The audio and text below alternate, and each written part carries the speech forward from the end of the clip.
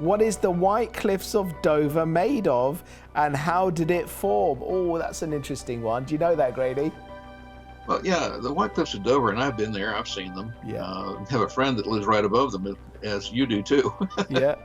uh, but those are chalk deposits. Now there are fossils inside them. There are flints inside them. But the vast majority of what you see when you see the white are single-celled fossils of single-celled sea creatures. Now, take a look at that for just a moment and realize that entire formation of the White Cliffs of Dover, called Cretaceous by evolutionists, means chalk age. And so there's chalk. Now, what you're looking at there are trillions and trillions of dead fossil single-cell creatures that live in the ocean, that form little shells around themselves as individual cells.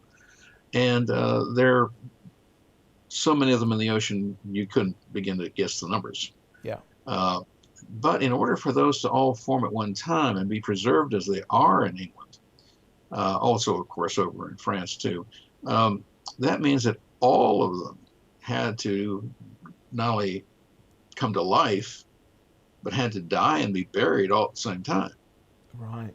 You don't see layers in the chalk the way you see layers in sedimentary rock layers in other places.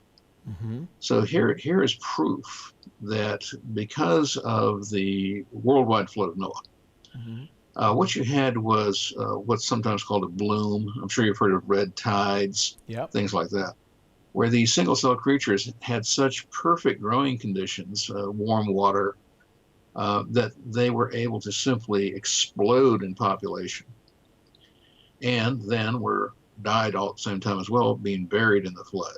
And so that's basically where all of that white chalk comes from. It is a bloom of these single-cell creatures buried by the flood, and the fossils contained in them, such as nautilus, and I've pulled one out myself, just simply proves that these all died at one time in a worldwide flood.